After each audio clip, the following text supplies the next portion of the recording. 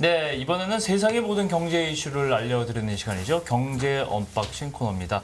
오늘은 부동산 경제 언박싱, 데이터로 부동산을 알려드리는 남자, 리치고의 김기원 대표님 나와주셨습니다. 대표님, 어서 오세요. 네, 안녕하세요. 안녕하세요. 네, 반갑습니다. 전국 주택 매수 심리가 6개월 연속 상승세를 이어가고 있다. 뭐 이런 보도들 지금 나오고 있는데 네. 먼저 오셨으니까 최근에 집값 동향 먼저 좀 어떻게 파악하고 계신지 좀 들어볼게요. 네, 최근에 지금 주택 가격이 송파, 강남, 소초 위주로 계속 지금 상승을 하고 있는 모습이고요. 네. 그리고 5월 달 정도부터 지금 또 데이터를 보게 되면 네. 전국에서 지금 대략 한 3분의 1 정도 지역이 지금 상승세로 돌아섰습니다. 자, 그런데 이제 반대로 얘기를 하면 예. 네. 서울에서도 여전히 지금 매매가랑 전세가가 하락하는 지역들이 많아요. 그런 지역들은 아무래도 이제 중저가 이런 지역들이 굉장히 많고요. 익숙합니다. 네, 전국적으로 봐도 3분의 2 정도 지역은 여전히 하락을 하고 있고요. 네. 자, 그러면 서울 같은 경우는 지금 이제 고가 아파트가 많은 지역은 상승을 하고 있고 예. 중저가가 많은 아파트는 하락을 하고 있는데 예. 이거의 가장 큰 이유가 뭐냐? 강남이기 때문에 그러냐? 그렇지는 않은 것 같고요. 2019년 12월 말 이후로는요.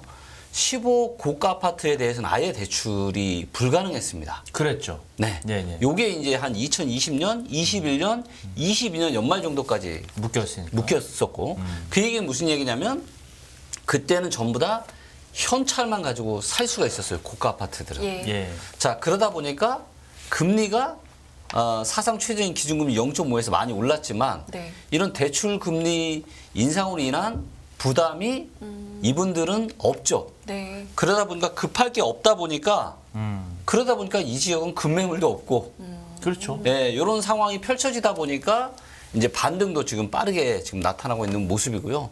하지만 이제 중저가 10억 미만짜리 아파트가 많은 그런 지역들 같은 경우에는 아무래도 이제 영끌에서 그때 또 2030 세대가 굉장히 매수를 또 많이 했잖아요. 그랬죠. 네, 그러다 보니까 그쪽 지역들은 이제 대출 어떤 이런 이자 부담에 대한 그런 부분들이 많다 보니까 그래서 이제 좀 그쪽 매물 저항이 좀 지역들은 많고. 좀 매물을 이렇게 좀 던지고 그런 경우가 좀 많아서 좀 여전히 하락이 좀 되고 있는 것 같습니다. 그렇군요. 네. 그러니까 방금 말씀하신 그 강남 3구의 그런 구조적인 네. 이유, 배경이 네. 있는데 네. 이 중에서도 네. 압구정 얘기를 안 할 수가 없잖아요. 네. 대장주의자, 벤치마크이고 네, 압구정 때 게다가 최고 70층까지 높이는 맞아요. 신속통합기획가 나왔잖아요. 네. 압구정 재건축 아파트 신고가 거래가 계속 수출하고 있다 이런 얘기 계속 나오는데 실제로 그렇습니까? 추이가 어떻습니까? 네. 실제로 지금 가격들이 최근에 좀 많이 지금 올라가고 있는 이런 상황들이고요. 네. 근데 이제 문제는 뭐냐면 거래가 거의 없습니다. 거래는 거의 예. 하는 사람이 그러니까 없다는 얘기잖아요. 그렇죠. 일단 데이터를 잠깐 좀 보시면 네네. 지금 이슈가 되고 있는 곳이 이쪽 이제 압구정동인데요. 이 화면을 한번 보시면 네. 이 압구정동의 이제 거래를 한번 보겠습니다. 네. 그래서 이게 이제 요 매물 추이고요. 네. 그래서 현재 압구정동의 매물이 한 360개 정도 나와 있는데 일단 7월 달에 한 건도 없고 6월 달 같은 경우는 현재 15건. 그다음에 5월 달에도 8건. 근데 이게 얼마나 작은 건수냐면 이거를 실거래가가 공개된 이후로 예. 전체 기간을 볼게요. 네. 자, 보시면 이 보라색 막대 그래프가 거래량입니다. 예. 근데 보시면 21년 4월 달 이후로는 어때요? 거의 보이지가 않고 있어요. 거래가 예. 거의 없습니다. 이제 최근에 신고가가 일부 나오곤 있는데 그거는 이제 아주 소수 거래라는 거죠. 거기에다가 지금 또 어떤 이런 원래는 35층으로 묶여 있던 게 이게 이제 50층 그리고 네네. 일부 동 같은 경우는 최대 70층까지 지을 수 있게 그러니까요. 그렇게 지금 바뀌다 보니까 지금 이제 기대감이 좀 막 기대감이 막 올라가고 호가도 올라가고 네. 안 팔고. 요런 안 팔고 요런 상황들이 지금 펼쳐진 거죠. 네. 근데 그 보도를 보니까 이게 네. 잘 추진이 되는가 싶었는데 네. 뭐 어제 오늘 이제 기사 보니까 좀 분위기가 좀 네. 안 좋은 것 같아가지고요. 아, 이거 지금 네. 어떻게 지금 진행되고 있는 건가요? 요게 지금 현재 어디까지 진행이 되는지를 한번 데이터로 좀 보도록 하겠고요. 네. 여기에서 이제 호재로 들어가서 이제 재건축을 들어가 보겠습니다.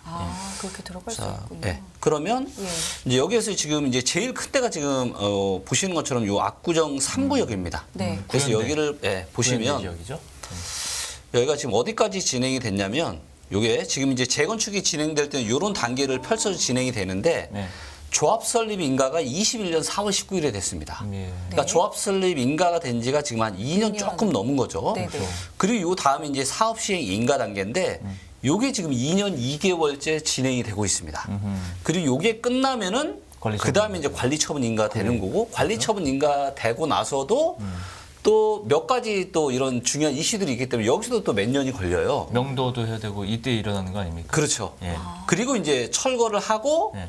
그 다음에 착공 분양하고 그리고 나서 이제 입주까지 되는 건데 시간이 좀 걸리네. 지금 이제 제일 좀 빠른 데가 어디냐면은 요쪽에 이제 한양 7차. 한양 쪽 7차. 네, 한양 7차. 요게 지금 그나마 이제 좀 빨리 됐는데 얘는 이제 조합 설립 인가가 언제 됐냐면요. 네. 2002년 9월에 됐습니다. 그러니까 2002년 20년 됐네요. 20년 넘었죠. 근데 이제 요게 이제 안전진단은 네. 2014년에 통과가 됐습니다. 10년 전, 그래도 예, 10년 그러다 전. 보니까 지금 사업 시행 인가가 거의 10년째 하고 있어요. 사업 시행 인가만. 그러니까요. 이 그러니까 사업 시행 인가가 이렇게 오래 걸리는 이유가 있는 걸까요? 이게 뭐 굉장히 여러 가지 이유들이 많은데요. 네. 실제로 이것들을 하게 되면 또 조합원들 간에 이게 뭐 이견이 이게 엄청납니다. 특히 이제 하기가 힘들다고 하죠. 단지가 또 커지면 커질수록 또 그러니까. 거기에는 이제 아파트도 있지만 네. 또 상가까지 또 많을 경우에는 이거를 뭔가 이렇게 그러니까 하나의 뭔가 의견으로 합의점을 이제 끌어내기가 가기가 너무 쉽지가 않은 거죠. 지금 압구정 전체 그 가구 수가 8천 가구 정도 돼요. 네, 맞습니다. 8천 가구 이게 조금 넘는데 의견 일치가 이게 물론 구역별로 나누지만 네. 되려면 시간 많이 걸리죠. 그렇죠. 그래서 요거를 이제 뭐 한 12,000세대 가까이 정확하게는 11,800세대 정도로 지금 재건축을 재건축하겠다는 거는 라는 거고 그리고 여기에 한 10% 정도인 1200세대 정도가 이제 그 임대주택으로 해서 임대 아파트로 하겠다. 그리고 그렇죠. 이번에 또 얘기가 나온 게 보통은 이제 이제 조합원들의 이 아파트랑 그다음에 이 임대 아파트랑은 좀 구분이 되거든요. 동 자체를 아예 구분을 시키는 게 지금까지 대부분의 트렌드였는데 네네. 이번에는 뭐라 그랬냐? 이걸 섞어버리겠다라고 지금 이야기가 네. 나오고 있는데 네. 벌써 여기서 또 의견이 틀어지겠죠. 의견이 지금 틀어지고 있고 또 지금 3구역 같은 경우인가요? 제가 정확하게 지금 기억이 안 나는데 예. 지금 이제 좀 빨리 진행이 되고 지금 이제 이거를 설계까지 했다가 네. 그래서 모 이제 설계 회사랑 이걸 하다가 지금 이게 또 서울시에서 이제 제동을 걸었거든요. 지금 용적률이 지금 300%인데 이거를 360%로 그럼 맞아요. 계산을 해가지고 예. 지금 또 설계를 했는데 이거는 지금 안 된다 이런 얘기들을 좀 지금 하고 있고요.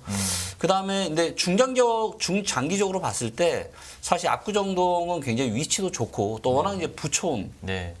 굉장히 이런 지역들이기 때문에 굉장히 이제 기대감이 많고 그런 부분들 때문에 지금 이제 가격도 굉장히 많이 올라가고 있고요. 네. 그 다음에 또 지금 이제 어떤 얘기를 하고 있냐면 요 잠깐 화면을 잠깐 보시면 네. 여기에 지금 요렇게 하는데 요 이제 건너편이 지금 성수동이 있잖아. 서울숲이 있고 그렇죠. 여기에다가 지금 다리를 놓겠다라고 하는 겁니다. 맞아요. 도보다리라고 해서 그렇죠. 도보다리를 해서 도보다리? 잔디도 좀 깔고 뭐 자전거도 타고 다니고 그래서 이제 서로 왕래를 할 수 있게끔 예. 이렇게 지금 만들겠다라고 하고 있고 지금 올림픽 이 대로가 있는데 네. 여기도 덮어버리겠다. 소음 이런 것 예, 때문에. 그래서 만약에 이게 된다, 호재가 많네요. 진짜. 예, 된다라고 하면은 그리고 또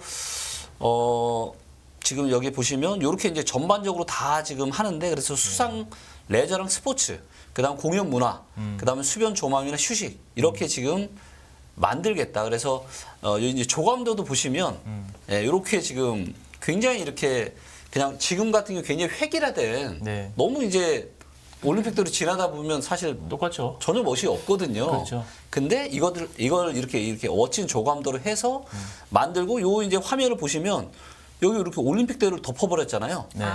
그렇죠? 네네. 네, 올림픽대로를 덮고 여기 이제 지금 다리를 지금 만드는 거고. 그렇군요. 그러면 사실 어떻게 보면 일종의 굉장히 특혜거든요, 이게. 그러니까 반포의 이제 모 아파트도 네. 지금 이제 신축 아파트가 됐지만 거기도 이런 제안을 했었거든요. 네. 우리도 지금 올림픽대로 좀 덮고 여기를 뭔가 이런 공원처럼 멋지게 좀 만들고 사실 이렇게 만들어지면 얼마나 멋지겠습니까? 멋있죠. 근데 이게 이러면 또 특혜 아니냐 또 이런 이야기들이 나오고 있어서 네. 뭐 이런저런 내용들을 다 또 좀 조율하고 뭐하고 이게 못해도 아마 한 10년 정도는 걸리지 않을까. 저도 솔직히 속으로 그 생각했어요. 예, 10년 정도 예. 걸리지 않을까. 그래서 이제 사실 이와 이제 비슷한 이런 호재 뉴스가 나왔던 게 이제 얼마 전에 예. 잠실주공 5단지 예. 거기도 뭐 스카이라인 뭐 멋지게 만들고 최대 어디까지 해주고 뭐 이런 얘기들이 나와서 그때 이제 또 잠실주공 5단지가 또 상당히 상승을 많이 했었거든요.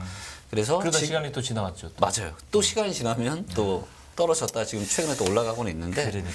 그래서 중장기적으로 호재지만 또 이런 부분들 때문에 또 내화부동 해가지고 지금 또 안 사면 안 되냐 막 이런 거는 좀 아닌 것 같아요. 조금 아직 매수를 하려고 하시는 분들은 조금 더 침착하게 뭐 한 1, 2년 정도는 좀 보시면서 네. 매수를 하시면 좋을 것 같습니다. 근데 김 대표님 뭐 개인 채널에서 봤는데 이런 얘기 말씀드려드리면 저는 네. 큰 매수의 기회가 온다고 말씀하셨는데 지금 약간 양보를 하시면 어떻게 해요? 근데 지금은 아직은 매수 아직은 기회가 아니지만. 아직은 아니고 저는 뭐 기회가 앞으로 좀 빠르면 빠르면 온다. 일단 내년 정도에는 이제 일부 지방 지역에서부터 저는 매수 기회가 올 거라고 보고 있고요. 그다음에 이제 서울이나 이런 데는 뭐 한 25에서 한 26년 조금 더 정도 기다려야 좀 돼요. 늦어지면 정말 많이 늦으면 27년 정도 바닥을 찍지 않을까. 네. 그렇군요.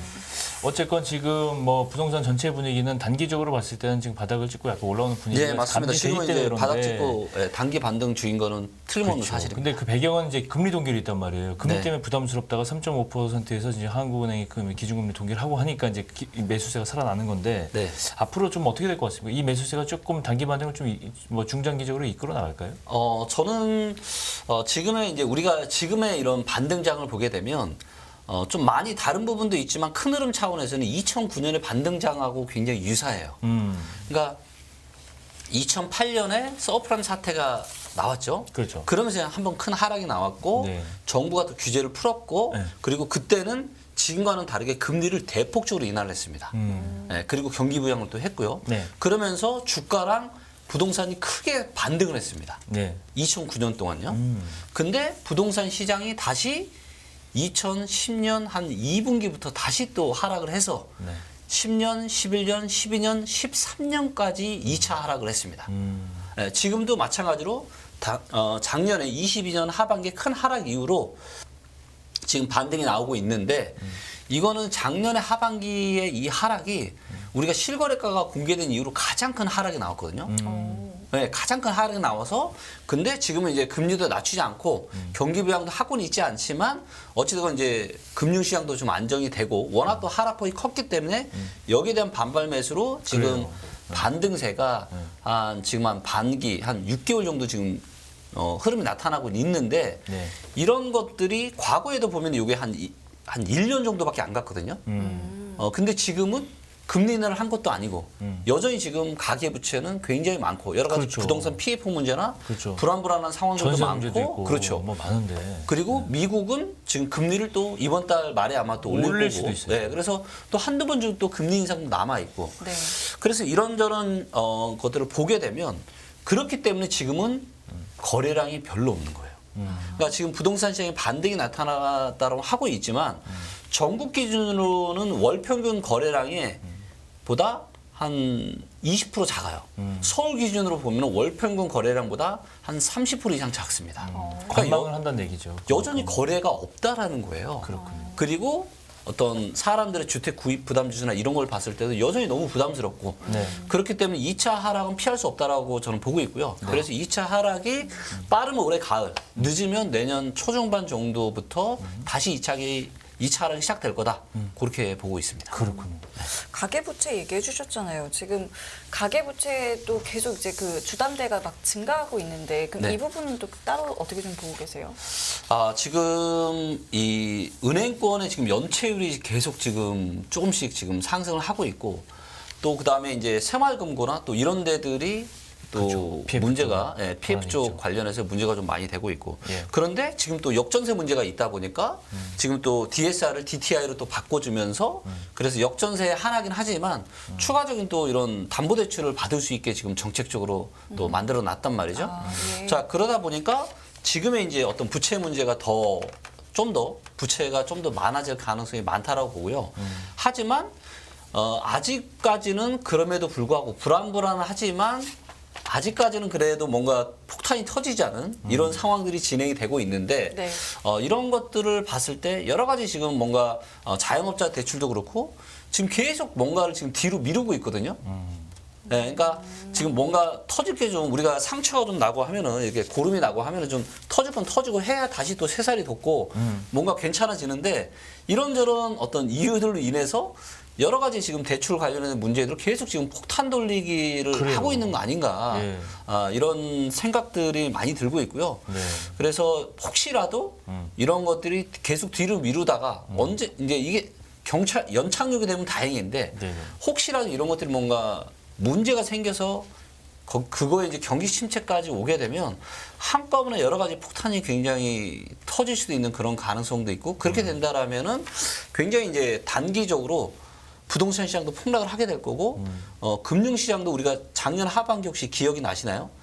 강원도의 그 레고랜드 아, 그렇죠. 아, 그 그렇죠. 한 1,000억 얼마 되는 그것 그러니까요. 때문에 채권 시장에도 문제가 생기고 단기 금리도 막 폭등하고 이런 일들이 발생을 했었는데 혹시라도 이런저런 상황들이 조금 이제 부채 관련해서 문제가 생긴다라면은 이게 또 금융권의 전이가 될 거고 상당한 또 작년 하반기 이상의 뭔가 그런 안 좋은 분위기가 또 형성이 될 수도 있는 가능성이 있다라고 보여집니다. 그렇군요. 오늘 김기현 대표님의 얘기 정말 중요한 예로 생각하는데 딱 세 가지가 저는 귀에 들어왔어요. 첫 번째, 기회는 온다. 네, 기회 오죠. 근데 지금은 아니다. 지금은 절대 지금은 아닙니다. 아까 말씀한 25년, 26년, 한 2년 정도, 네. 1년 반이나 2년 정도 있어야 되고, 그다음에 온다면 지역은 지방 일부 지역과 서울 일부 지역부터 올 것이 지방이란 말이에요. 지방부터 먼저 오고, 그리고 서울이나 수도권은 조금 더 늦게 올 더 거라고 늦게 보여집니다. 오고. 네. 이 얘기를 꼭 시청자분께서도 참고로 하셨으면 좋겠습니다. 네. 그리고 이 지역에 대한 얘기는 다음번 나오실 때 꼭 좀 귀뜸을 해주시고. 네, 알겠습니다. 알겠습니다. 그럼 오늘은 여기까지 함께 하겠습니다. 부동산 경제 언박싱 오늘은 김기원 대표님과 함께했습니다. 오늘 말씀 고맙습니다. 네, 감사합니다.